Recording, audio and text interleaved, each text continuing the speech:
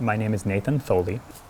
I work at the Vermont Institute of Natural Science, otherwise known as VINS, Quechee, Vermont, and I'm an environmental educator. I'm also a bird trainer. As an environmental educator, I introduce people who come to the VINS Nature Center to raptors, hawks, falcons, eagles, and owls. We do live animal programs so that our visitors can get up close and personal with these wildlife creatures. I also train the birds, so it's my responsibility to make sure the birds know the behaviors of flying around the program area, stepping onto people's arms, like the staff members' arms, and going through all the correct behaviors. It's also my responsibility to make sure that they're well cared for and comfortable. So I came to VINS because I thoroughly believe that people should be comfortable with the natural world, just as we are comfortable with our human-created world. So working at a nature center is a way to help me achieve that goal, because that's VINS's mission as well, to motivate others to care for the environment. We primarily have local-ish owls, or native owls to the Vermont area. Heartland, she just fell out of her nest as a baby. When she fell out of the nest, some humans found her and there were no parents nearby, no parent barred owls.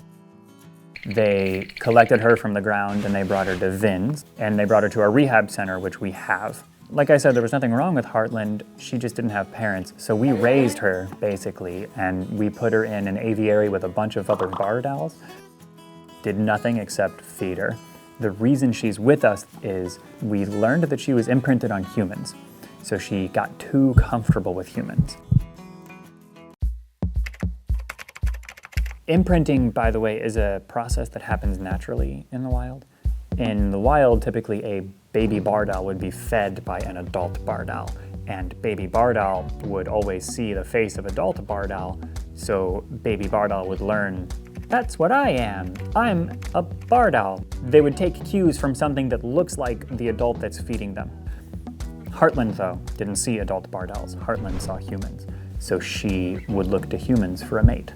She would look to humans for territorial competition. And for a long time, she looked to humans for food.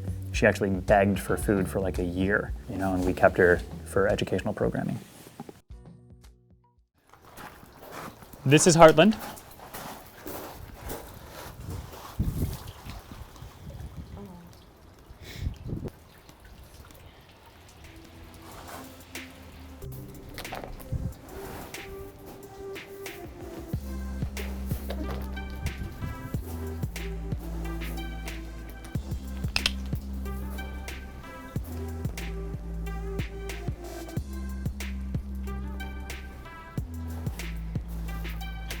And if you keep your distance a bit, that would be good.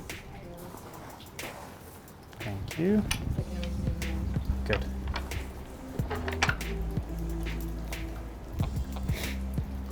We try to not force our birds into anything that they clearly don't want to do. So every behavior we ask for is a choice for the most part. When we're in the mew, everything we ask for is a choice. They're allowed to ignore us, they're allowed to avoid us, they're allowed to ask to do what we ask them, or to do what we ask them to. Then once we're out of the mew, though, we do put them on this leashing system. These are called jesses, they're leather straps. This is called a leash. And now it's just up to me to read her body language and make sure that she's comfortable. And a lot of that is just knowing what she is doing in response to her environment, and then I adjust our behavior. So her only problem is that she fell out of her nest and her parents were nowhere to be seen, so we took care of her. And now she's imprinted, so she can't be released back into the wild. But that makes her a pretty prime candidate for being an ambassador for barred owls. She's comfortable, she chooses to participate in training exercises and programs. And that's really important for our priorities, which is making sure that our birds are comfortable. So the fact that she is comfortable around humans and chooses to participate is a big deal.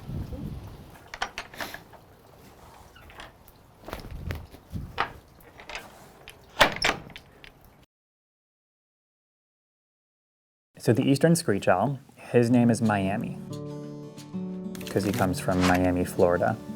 He was nesting in a type of tree called a snag. And a snag is just a dead standing tree. One of the things about snags, though, is that because they're so soft, they can become dangerous. They might just fall over. People usually don't like having snags near their house. And Miami wasn't a snag, it was near somebody's house. So they had this thought, like, I need to cut down this snag, but they didn't know that there was a family of eastern screech owls living in it. And when it fell, he hit the ground really hard, and he went blind in his right eye. So he can't fly around and navigate the forest super well, and that puts him at a distinct disadvantage. So he stays with humans. No, don't bite me. There you go. That's what I want.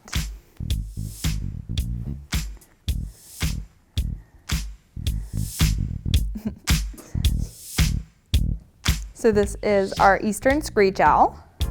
He is called Miami. He is from Miami, Florida. I think he's about 3 years old now.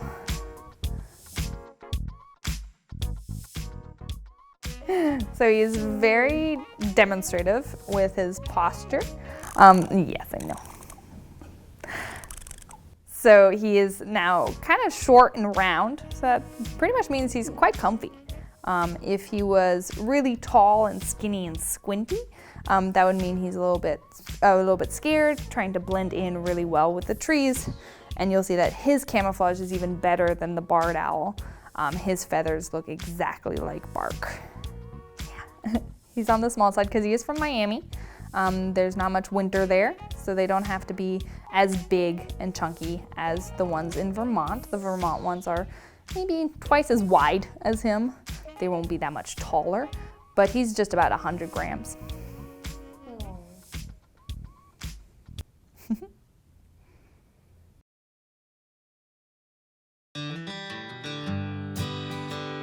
Troy is the barred owl that I know the best out of all the barred owls here. He was rehabbed in Troy, New Hampshire by a rehabilitator there, and he was hit by a car somewhere near there. When he came into the rehab center, they found out that he was blind in his left eye, so he cannot see out of that eye.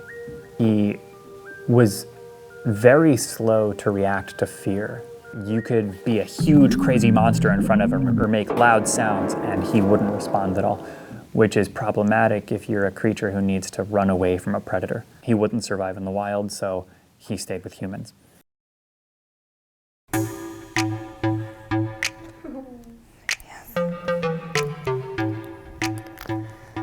So here is the barred owl.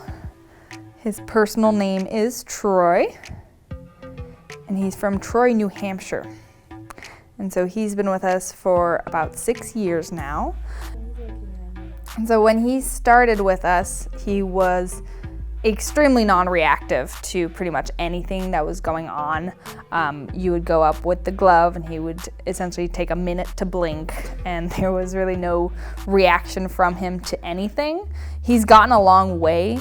Now he's looking at things and reacting to things, but he's still not where he needs to be, and he will never be released. As he's been with us for so long, he is used to us and is habituated to us, so he will never be back in the wild, as he will go and seek humans for something. And so that will make him more likely to be hit again by a car or just generally in a place that he shouldn't be. Mm-hmm. Cute. You might notice all those kind of the whiskers near his beak. Those whiskers is really because they have good eyesight, but close up, they're essentially blind. So when they get to their food and they want to know to guide it into their mouth, they have all these whiskers. This is a little mohawk in front of their face, so they know exactly what's going on really close up. He's gonna poop. I love it.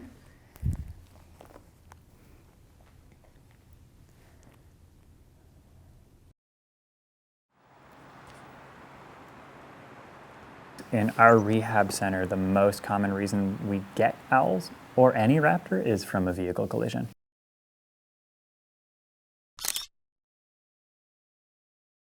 those roads are perfect hunting grounds for owls because there's forest on either side, their favorite habitat, but on the road, it's clear. There's nothing for the rodents to hide underneath. So they hunt there, and that's a great spot to hunt. And owls are pretty slow creatures. They're no match for a vehicle that's moving 30, 40, 50 miles an hour down a road. So we hit them. So one way to prevent it is to slow down and be vigilant. Watch your area and just look out for wildlife. Another way to prevent it that we like to tell people, you know how you're not supposed to litter? You don't throw your trash out of the car window?